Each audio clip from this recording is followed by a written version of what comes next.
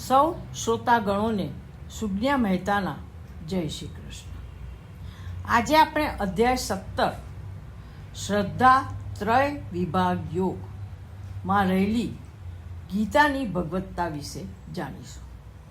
તે પહેલાં અધ્યાય 17નો સારાંશ જોઈ લઈએ. મનુષ્યમાં સાત્વિકી, રાજસી અને તામસી આ પ્રમાણે 3 પ્રકારની શ્રદ્ધા રહેલી હોય છે. જેવું મનુષ્યનું અંતઃકરણ શુદ્ધ તેવી શ્રદ્ધા મનુષ્યની હોય છે. સાત્વિક મનુષ્ય ઇન્દ્ર આદિ દેવોનું પૂજન કરે છે. રાજસી મનુષ્ય રાક્ષસનું પૂજન કરે છે અને તામસી મનુષ્યો ભૂત પ્રેતાત્માઓનું પૂજન કરે છે. આહારની બાબતમાં સાત્વિક મનુષ્ય બળ, સુખ અને રુચિવાળા આહાર લે છે. રાજસી મનુષ્ય કડવા, ખાટા, દુઃખ, શોક, રોગ પેદા કરે તેવો આહાર લે છે અને તામસી મનુષ્ય દુર્ગંધવાળા અને અપવિત્ર ખોરાક પસંદ કરે છે. તપની વાત કરીએ તો દેવ, બ્રાહ્મણ, આચાર્ય અને વિદ્વાનનું પૂજન, પ્રદક્ષિણા, નમસ્કાર આદિ શારીરિક તપ છે. સત્ય, પ્રિય, હિતકારી બોલવું અને વેદાભ્યાસ એ વાણીનું તપ છે અને મનની પ્રસન્નતા, સંયમ અને હૃદય શુદ્ધિ એ માનસિક તપ છે. કર્તવ્ય ભાવથી દાન કરવું એ સાત્વિક દાન. ફળને લક્ષ્યમાં રાખીને કચવાતા મને થતું દાન રાજસી છે અને અપમાનપૂર્વક થતું દાન તામસી દાન છે. પરંતુ અશ્રદ્ધાથી કરવામાં આવેલું યજ્ઞ, કર્મ, દાન, તપ જે કંઈ કરવામાં આવે છે તે અસત કહેવાય છે. તે અહીં કે પરલોકમાં કલ્યાણકારક થતું નથી. હવે આપણે આ અધ્યાયમાં આવતી ગીતાની ભગવત્તા વિશે જાણીશું. આ અધ્યાયની શરૂઆત અર્જુનના પ્રશ્નથી થાય છે. જે મનુષ્ય શાસ્ત્ર વિધિને છોડીને પણ શ્રદ્ધાપૂર્વક દેવ આદિનું પૂજન કરતો હોય તેની સ્થિતિ કેવી કહેવાય? શ્રી કૃષ્ણ તેને અનુલક્ષીને પ્રશ્નની ચર્ચા કરે છે. શ્રદ્ધા એ જન્મજાત સંસ્કાર છે તેમ તેઓ કહે છે. અનેક જન્મોના સંસ્કારને કારણે જીવાત્મામાં જે રચાયેલી છે, શ્રદ્ધા રચાયેલી છે તે પ્રમાણે જગતમાં પરિસ્થિતિ પ્રવર્તે છે. જગતમાં કેટલાય મનુષ્યો જન્મે છે પણ પ્રત્યેકની શ્રદ્ધા જુદી જુદી હોય છે. એક જ પિતાના સંતાનો વચ્ચે પણ શ્રદ્ધાનો, પ્રકૃતિનો ભેદ વર્તાય છે. તેનું કારણ પ્રત્યેકના જન્માંતર સંસ્કારો ભિન્ન હોય છે. માણસ માત્ર પ્રકૃતિને, શ્રદ્ધાને વશવર્તી હોય છે. આપણે શ્રદ્ધાને ઓળખવાની છે જેથી તેમાં જરૂરી ફેરફારો કરી જીવનનો વિકાસ કરી શકીએ છીએ. આમ શ્રદ્ધાને આધીન થવાની નથી પણ તેમાં ઉત્તરોત્તર પ્રગતિ કરીને છેવટે શ્રદ્ધાતીત અવસ્થાએ પહોંચવાનું છે. તામસી પ્રકૃતિવાળો રાજસીમાં જાય, રાજસી પ્રકૃતિવાળો સાત્વિકીમાં જાય અને સાત્વિકીવાળો શ્રદ્ધાની પાર નીકળી જાય. શ્રી કૃષ્ણ કહે છે કે સાત્વિક પ્રકૃતિના લોકો દેવોને પૂજે છે, રાજસી પુરુષો યક્ષો કે રાક્ષસોને પૂજે છે અને તામસી પ્રકૃતિના લોકો પ્રેત અને ભૂતોને પૂજે છે. જે લોકો શાસ્ત્રવિધિને છોડીને મનથી કલ્પિત રીતે આરાધના કરે છે, શરીરને કષ્ટ આપે છે, તે એક રીતે સર્વભૂતોના અંતઃકરણમાં રહેલા મને જ પરોક્ષ રીતે સંતાપે છે.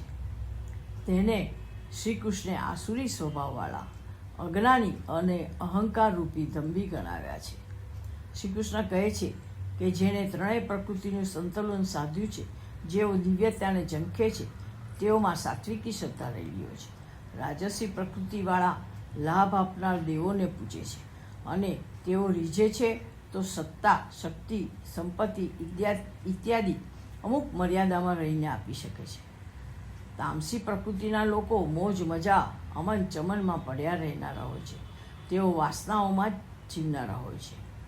ટૂંકમાં દેવોના ભિન્ન ભિન્ન પ્રકારો હોય છે અને તેને ભજનારા પણ એવા હોય છે. સાત્વિક વ્યક્તિઓ શાંતિ માગે છે તેથી તેમના દેવો સૌમ્ય હોય છે. રાજસી લોકો શક્તિ માગે છે તેથી તેમના દેવો બળવાન હોય છે અને તામસી લોકો ભોગ વાસનાવાળા હોય છે તેથી તેમના દેવો વાસના આપનાર હોય છે. માણસ કોને ભજે છે તે જોઈને પણ તેની પ્રકૃતિ નક્કી કરી શકાય. પરંતુ મોટે ભાગે કોઈની પણ પ્રકૃતિ એકાંગી નથી હોતી. દરેક મનુષ્યમાં ત્રણેય પ્રકારનું મિશ્રણ હોય છે. કોઈનામાં સાત્વિકી વધારે હોય તો કોઈનામાં રાજસી, તો કોઈનામાં તામસી વધારે હોય. વળી પ્રકૃતિમાં પણ વખતો વખત ચડ ઉતર થતી રહી છે. તે વાત પણ ધ્યાનમાં રાખવા જેવી છે. આ વાત કર્યા પછી શ્રી કૃષ્ણ ત્રણેય પ્રકારની શ્રદ્ધાને, પ્રકૃતિને વિગતે સમજાવવા લોકોના ભોજન, યજ્ઞ એટલે કે કર્મ, તપ અને દાન કયા પ્રકારના હોય છે તેની વાત કરે છે. ભોજન વિશે તેઓ કહે છે કે સાત્વિક પ્રકૃતિવાળા લોકો પોષક અને બળ, બુદ્ધિમાં વધારો કરે અને જેમાં રસકસ લાંબો સમય જળવાઈ રહે એવા પ્રકારના આહાર કરે છે. તેને કારણે તેમને શરીરે સુખ રહે છે. આમ તો તેઓ મિતાહારી અને તન મન માટે ઇષ્ટ હોય એવા પ્રકારનો આહાર તથા પ્રસન્નતાપૂર્વક જીવવા માટે ભોજન લે છે. રાજસી પ્રકૃતિવાળા લોકો કડવા, ખારા, ખાટા, તીખા, ગરમ અને દાહક આહારો લે છે, જેને કારણે તેઓને જાત જાતના રોગો થાય છે. આમ તો તેઓ ભોજનના રસિયા હોય છે. તામસી પ્રકૃતિવાળા કાચા, પાકા, રસ વિનાના, વાસી, દુર્ગંધવાળા અને ઉચ્ચિષ્ટ આહાર લે છે, જેને કારણે તેમના મનમાં હલકા વિચારો આવે છે અને તેમનું જીવન વાસનાઓથી ભરેલું હોય છે. આમ તેઓ અતિ ભોજન કરનારા અને ઉત્તેજક આહાર લેનારા હોય છે. ભોજનની વાત કર્યા પછી શ્રી કૃષ્ણ આ ત્રણેય પ્રકૃતિવાળા લોકોના યજ્ઞો વિશે કહે છે. અહીં વાત છે યજ્ઞની, પણ વર્તમાન સંદર્ભમાં આપણે તેને કર્મ સાથે ઘટાડીશું તો તે વધારે ઠીક રહેશે. સાત્વિકી યજ્ઞને કર્તવ્ય માનીને યજ્ઞ કરે છે. તેઓ જે કંઈ કરે છે તે ફળની આશા રાખ્યા વગર કરે છે. તેઓના કર્મો મોટે ભાગે પારમાર્થિક હોય છે. રાજસી ફળની અપેક્ષા રાખીને, ગણતરી કરીને યજ્ઞ કરે છે. તેમના યજ્ઞો વધારે તો દંભ જેવા હોય છે. તેઓના કર્મો કંઈક મેળવવા માટે હોય છે. તેમની દરેક પ્રવૃત્તિ પાછળ કંઈક પ્રયોજન હોય છે.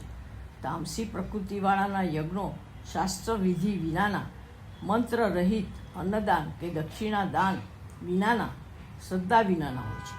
તેઓ મોટે ભાગે દેખાદેખી માટે પ્રવૃત્તિ કરતા હોય છે. તેઓ અહંકારની તૃપ્તિ માટે ઘણું ખરું કર્મ કરતા હોય છે. આમ જે કર્મમાં ફળની અપેક્ષા નથી હોતી તેવા કર્મ કરતાં સહજ આનંદ આવતો હોય છે. તેથી તે કર્મો ઉત્તમ રીતે થાય છે, જેથી તે દીપી ઉઠે છે. ફળની અપેક્ષા કર્મને કલુષિત કરી નાખે છે. સફળ અને સ્વસ્થ જીવનની ચાવી છે કર્મ, અને એ જ આનંદ. દાન બાબત શ્રી કૃષ્ણ કહે છે કે સાત્વિક પ્રકૃતિના લોકો દાન કર્યા વિના રહી શકતા નથી. રાજસી પ્રકૃતિના કંઈક બદલાની અપેક્ષાથી દાન કરે છે. તામસી પ્રકૃતિવાળા અહંકારથી દાન આપે છે. દાન આપવામાં દેશ, કાળ અને પાત્ર ત્રણેય મહત્વના છે. દાન આપવું એ સંપન્ન માણસનું કર્તવ્ય છે. જે દાન કોઈનું ઋણ ચૂકવવા કરવામાં આવતું હોય તે દાન નથી રહેતું, પણ તે એક વ્યવહાર બની જાય છે.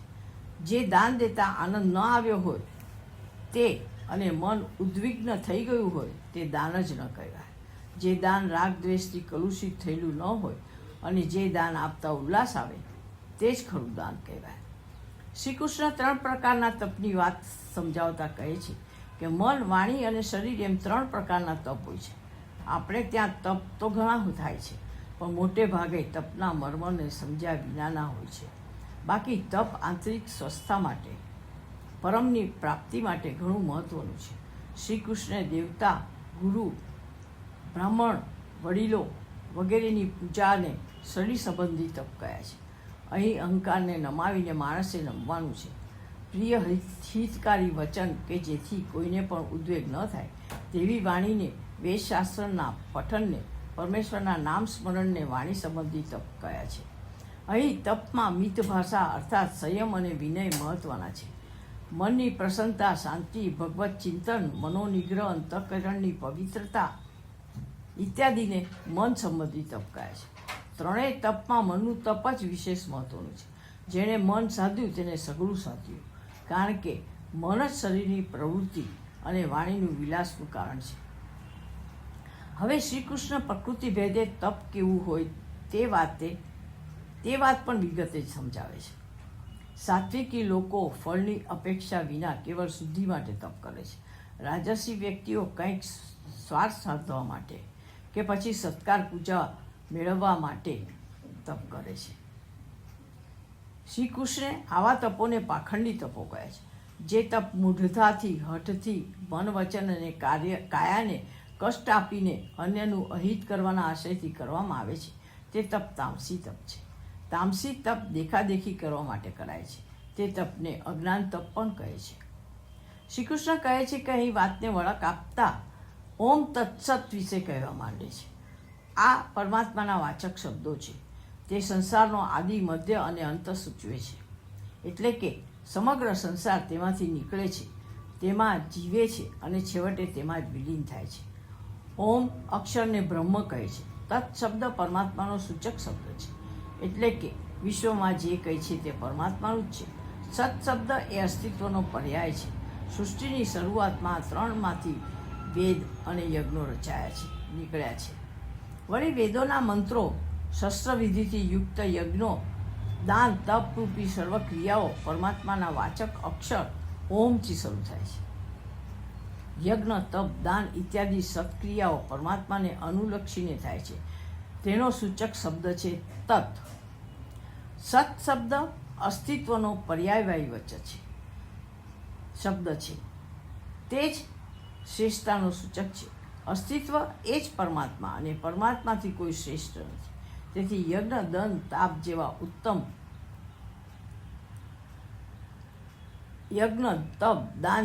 ઉત્તમ કાર્યો માટે સત શબ્દનો ઉપયોગ થાય છે. અને પછી અધ્યાયના અંતિમ શ્લોકમાં શ્રી કૃષ્ણ કહે છે કે શ્રદ્ધા વિના કરવામાં આવેલ યજ્ઞ, દાન, તપ અર્થાત કે જે કંઈ શુભ ક્રિયાઓ છે તે જો શ્રદ્ધા વિના કરવામાં આવે તો અસત છે, મિથ્યા છે, નિરર્થક છે. આમ કહીને શ્રી કૃષ્ણે શ્રદ્ધાને શાસ્ત્ર વિધિ સાથે અનિવાર્ય ગણાવી દીધી. અહીં શ્રદ્ધા શબ્દ પ્રકૃતિ કે સ્વભાવના અર્થ કરતાં વિશ્વાસના અર્થમાં સુસંગત વધુ લાગે છે. ઓમ તત્સત.